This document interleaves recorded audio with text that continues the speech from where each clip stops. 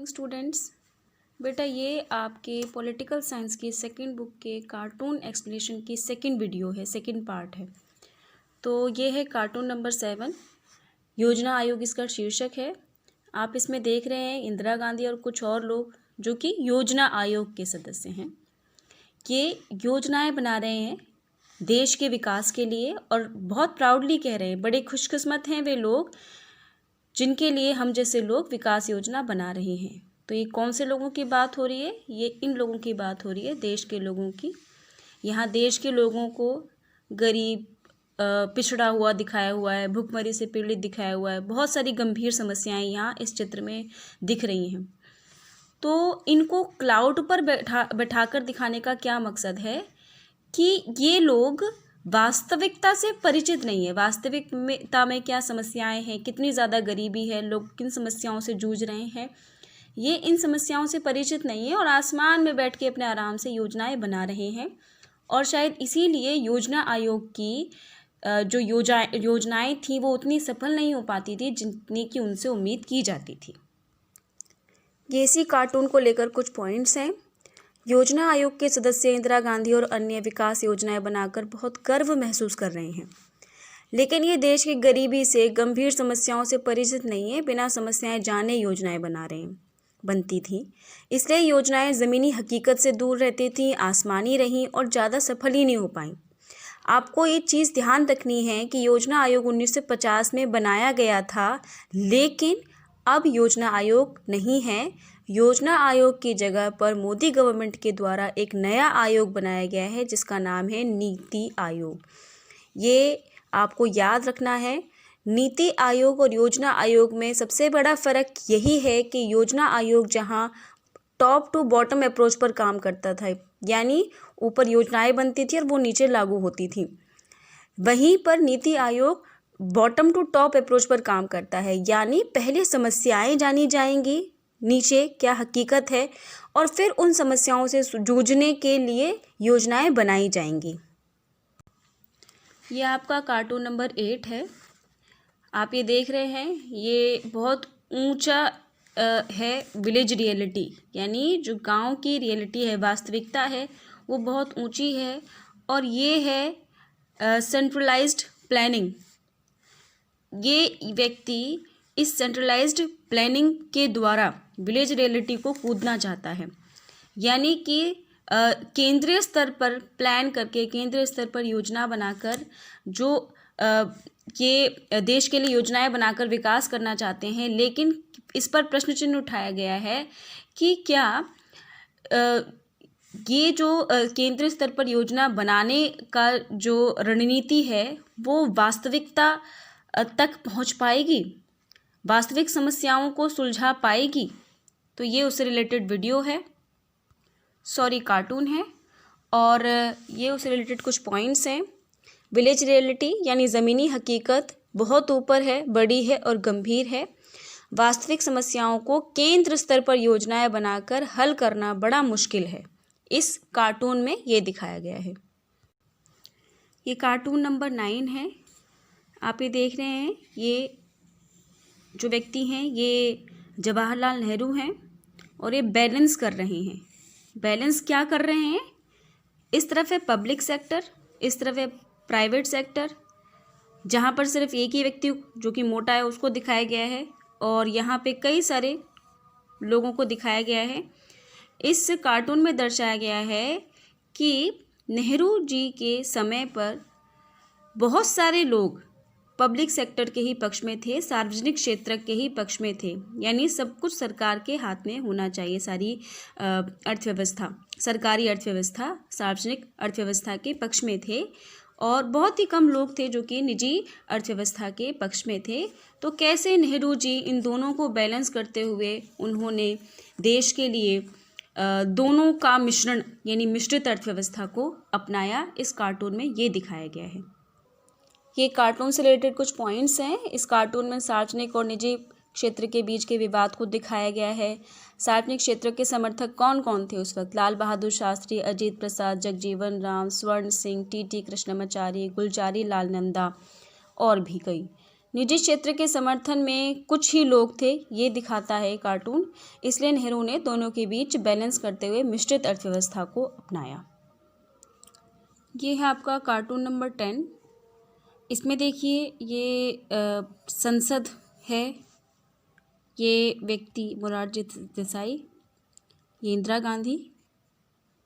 तो इस कार्टून में प्रधानमंत्री लाल बहादुर शास्त्री की मृत्यु के बाद अगले प्रधानमंत्री पद के लिए जो रेस थी, जो कंपटीशन था इंदिरा गांधी और मोरारजी देसाई के बीच में, यहाँ पर वो दिखाया गया है। तो यहाँ पर ये देखिए कि यहाँ पे मोरारजी देसाई को अकेला दिखाया गया है और यहाँ पे इंदिरा गांधी जो कि विनर रही इस रेस में, उसमें कई सारे लोगों का समर्थन इनको हासिल था, ये दिखाया गया है। तो जिन लोगों का समर्थन इंदिरा गांधी को प्राप्त था वो कौन थे? वो थे बेटा सिंडिकेट नेता। सिंडिकेट नेता कौन? आपको याद रखना है। ये सिंडिकेट कौन थे?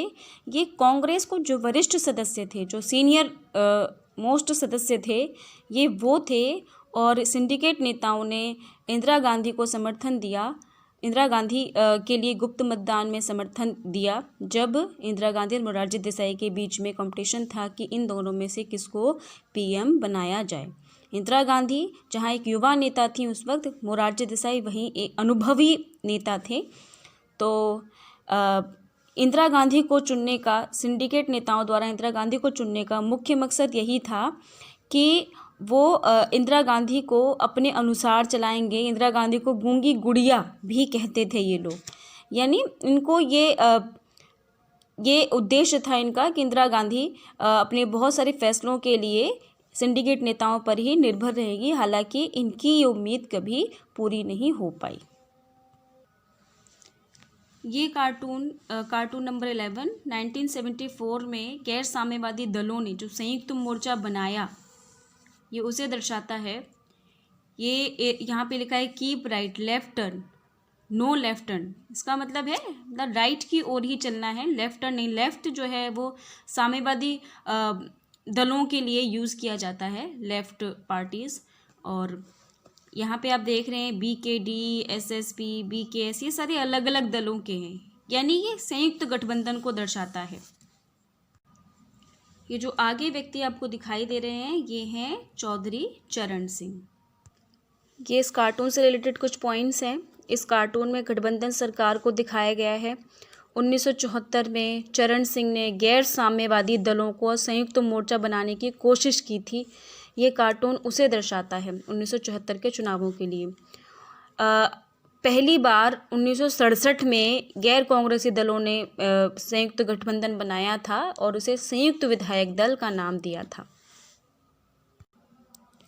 ये बेटा कार्टून नंबर 12 है, जिसमें ये इंदिरा गांधी और इनके समर्थन से राष्ट्रपति चुनाव में VV गिरी की जीत हुई। तो ये दिखाए गए हैं जो अपनी जीत का जश्न मनाते हुए, ये हैं VV गिरी।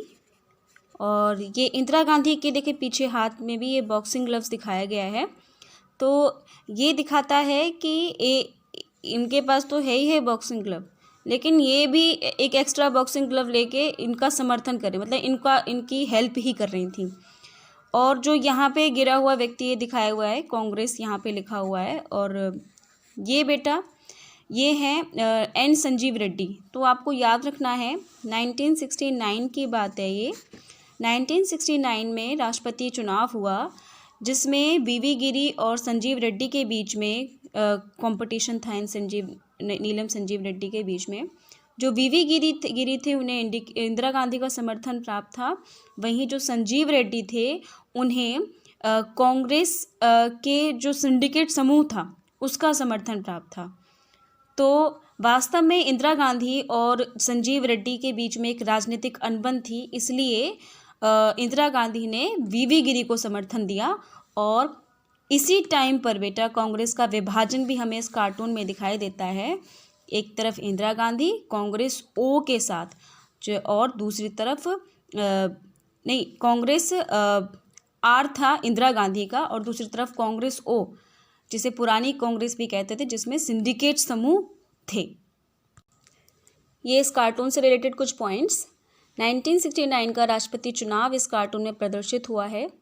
वीवी गिरी वर्सेस नीलम संजीव रेड्डी, इन दोनों के बीच में राष्ट्रपति चुनाव मतलब ये दोनों उम्मीदवार थे राष्ट्रपति चुनाव के लिए। वीवी गिरी को इंदिरा गांधी का समर्थन प्राप्त था, वहीं संजीव रेड्डी को सिंडिकेट्स नेताओं का समर्थन प्राप्त था। इंदिरा गांधी और संजीव रेड्डी के बीच में राजनीतिक अनबन थी, इसलिए वीवी गिरी जीत गए और यहीं पर 1969 में ही कांग्रेस का विभाजन स्पष्ट हो गया।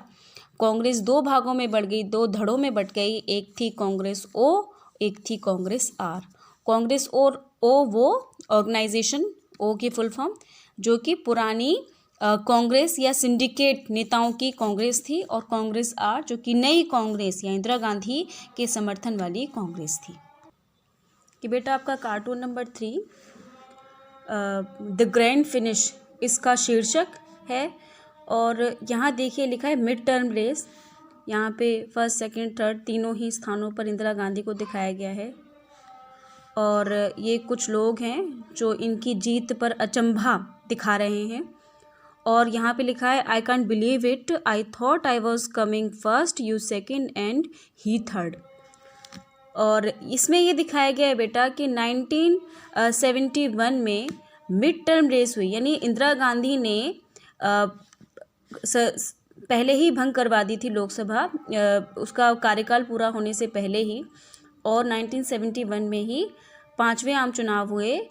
और इसमें इसकी जो परिणाम आया चुनावों का वो बहुत ही अचंभे वाला था, क्योंकि इंदिरा गांधी के समर्थन वाली कांग्रेस को इतना समर्थन हासिल हुआ, इतनी सीटें हासिल हुई लोकसभा में, जो कि पहले के 4 आम चुनावों में भी नहीं हुई थी।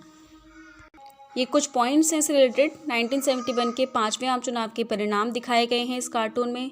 इंदिरा गांधी ने गरीबी हटाओ का नारा दिया और पिछले 4 चुनावों से भी ज़्यादा सीटें हासिल की। कांग्रेस और सिंडिकेट्स की हार हुई, और कांग्रेस आर यानी इंदिरा गांधी जो असली कांग्रेस के रूप में उभर कर सामने आई की जीत हुई। ये है आपका cartoon number 14।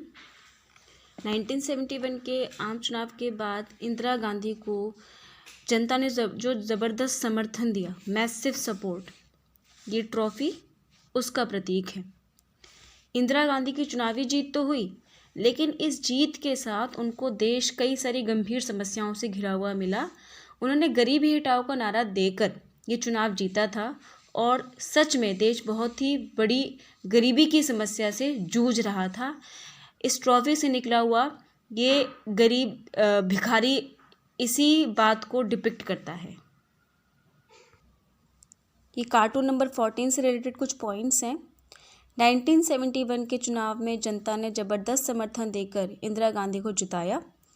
Trophy Indira Gandhi की चुनावी जीत का प्रतीक है। उसके भीतर से निकला भिखारी देश में गरीबी की समस्या की चुनौती का प्रतीक है। कार्टून नंबर 15 आपकी बुक का, इसमें देखिए ये इंदिरा गांधी और अलग अलग राज्यों के नाम लिखे हैं इन लोगों पर। ये यहाँ पे जो दिखा रखे हैं, कठपुतलियाँ राजस्थान, कर्नाटका, पंजाब, MP, AP, बिहार। और यहाँ पे इंदिरा गांधी एक इसका सिर हटा के दूसरा सिर लगाने के मतलब राज्य का सिर यानी राज्य का मुख्यमंत्री, तो एक मुख्यमंत्री को हटाकर दूसरे मुख्यमंत्री को उस पद पर पहुंचाना, ये इंदिरा गांधी की शैली इस कार्टून में दिखाई गई है। और ये इससे रिलेटेड कुछ पॉइंट्स हैं। 1972 के राज्य विधानसभा चुनाव हुए 1972 में, और उसमें भी कांग्रेस को भारी जीत मिली। कई सारे राज्यों में कांग्रेस की सरकारें बनी। तो उस समय पर मुख्यमंत्री के चुनाव में इंदिरा गांधी की बड़ी भूमिका रहती थी। मतलब इंदिरा गांधी जिस व्यक्ति के समर्थन में होती थी किसी विशेष राज्य के मुख्यमंत्री पद के लिए, तो वही व्यक्ति मुख्यमंत्री बन जाया करता था। इस कार्टून में यह बताने की कोशिश की गई है। इन कार्टून्स के बाद वाले कार्टून्स की एक्सप्लेनेशन के लिए आप पार्ट 3 वीडियो देखेंगे।